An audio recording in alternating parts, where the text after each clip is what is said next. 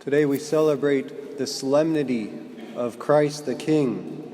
It's the crowning feast of the year. Next week our whole calendar begins all over again with the first week of Advent, as if to say that the whole reason for every action of Christ on this earth, from his incarnation, the nativity, his life, his passion, his death, and resurrection and ascension, was for this one end, that he might reign as our King. Everything this whole year has been pointing to this feast, the solemnity of Christ the King. That we ourselves might become the kingdom where he reigns in our hearts, in our minds, in our souls, and most especially in our wills, in what we do. That's the great kingdom that Jesus Christ came to conquer. Every one of you. But in some way, every single one of us here is still unconquered territory. There are parts of us that have yet to submit to the reign of Christ within us and in our lives. And this is normal. As long as we live on this earth, we as fallen human beings will always be tempted to rebellion, to take control of our own life and declare our independence against God. This was the original temptation in the Garden of Eden. The devil gave us a false image of God, that he is a tyrant. He knows well that when you eat from the tree, you will become gods, knowing right from wrong yourselves.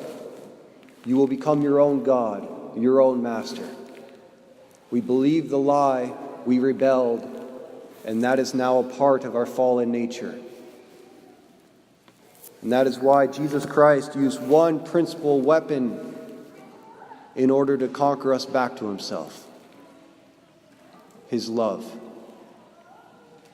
Because only love has the power to captivate the human will, to conquer that terrain. And the Song of Songs, really beautiful, one of the most beautiful poems about the love between God and man, says, the woman in it says, "His army against me is love."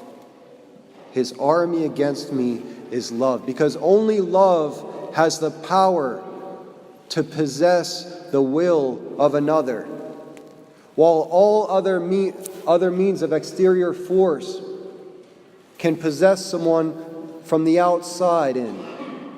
Love alone can captivate us from the inside out. Love alone moves us into voluntary surrender into the hands of the other. When I think about the kingship of Christ, I often, in my elevated intellectual levels, I usually go back to The Office, the show. At one point, Michael is asked on that, is it better to be loved or to be feared? And Michael responds, easy, both. I want people to be afraid of how much they love me. I think that's what Jesus' whole goal was. Everything that he did was to inspire us to a fealty of love, not just fear, a free surrender of myself to him. He could compel us as God, he chooses not to. He chooses seduction to leave us free. Any tyrant can take a body, but only a lover can take a heart. Only a lover can take a soul. And that's why Jesus Christ did everything that he did, so that he could conquer our hearts. And so that we might freely submit to his kingdom. He did not come against us like a normal king with weapons of war to force us into submission, but rather he turned the weapons of destruction onto himself. All the instruments of his passion, the beatings, the whippings, the scourging, the crowning with thorns, the nails and the wood. All of those were so many weapons of war that rather than putting on others, he took upon himself so that he might seduce us into a surrender. The devil tempted us into rebellion against God because he convinced us that God is a tyrant. Jesus Christ goes to the cross as God in the flesh to convince us that he is our love and that he would never ask us of anything that wasn't for the best of us. That is why the only throne befitting a king of love could be a bloody cross. A king who conquers not by fear, but by the power of his love. Has Jesus Christ, the King, conquered you? What parts of your land are still in rebellion against his reign? One question, I think, from the gospel today can help you determine that answer. Are you living in the truth? Jesus said to Pilate, "You say that I'm a king. For this I was born, and for this I came into the world, to testify to the truth. Everyone who belongs to the truth listens to my voice." He immediately connects his kingdom with truth. And what was Pilate's response? What is truth? Pilate was the first relativist. We can't know truth. Everybody has their own truth.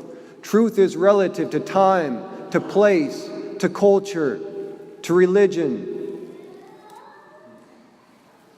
That is why Christ could never be Pilate's king. That is why Pilate ended up having Christ crucified. Because for no other reason, not because there is any fault in him, but because the crowds demanded it. When we are not rooted in truth, we will be swayed by popular opinion, by the majority vote. Every kingdom has a coat of arms, a sign of who rules that area. Well, the flag that Christ plants in every loyal heart that is subject to his reign is the flag of truth. That's how you know if Christ is your king, if you're living in the truth.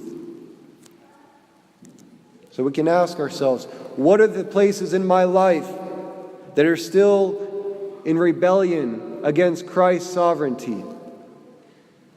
Where are the places that we say, I believe in Jesus Christ, but, or I am in a Catholic, except, I don't believe this or that, or I'm not 100% in this area. That reveals the unconquered territories within our own minds and hearts and wills. Jesus said, I came to testify to the truth. Everyone who belongs to the truth listens to my voice. Do you belong to the popular opinions of this world or to the truths of Jesus Christ? Relationships, premarital relationships outside of marriage, cohabitation, contraceptives are popular opinions of our world. The idea that every religion is the same, that it doesn't matter if you're Protestant or Catholic or Hindu or Jew, that everybody goes to heaven in the end, that there is no judgment, that there is no possibility of hell, are popular opinions of our times. These are not the truths that Jesus Christ testified to. Everyone who belongs to the truth listens to my voice. We got to ask ourselves, are we listening to the voice of Christ by reading the Scriptures, by studying the faith that we possess, by knowing what we believe? Or are we spending our time listening to the popular opinions of our times, in which we will just be dragged away with it? The popular opinions of the world, most of which are crying out, the same as they did on that gospel day that we just read, when Jesus Christ was presented to them, crucify him. We have no king but Caesar. In other words, we have no king but our government, and whatever they tell us is right or wrong at any given time. Is Jesus Christ my king, my ruler, my absolute sovereign? Or am I still an autonomous, self-governing nation unto myself? That is the question. Has Christ the King conquered you? That's the only question at the end of the year. Because that's going to be the question at the end of our lives. Did we let ourselves be conquered by the love of Christ? The psalm proclaimed, "The Lord is King. He is robed in majesty." But every time Christ the King comes to us upon this altar, he bears no majesty, no decor, no splendor. Rather, he robes himself only with the regalia of the features of bread and wine, so that rather than approach him in fear, we might come to the conviction that the only way that Christ wants to rule over us is by the power of his love,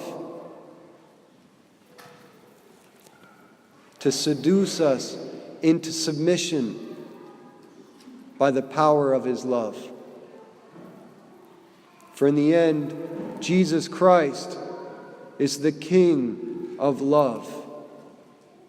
And that is the highest truth he came to testify to. May we all belong to it.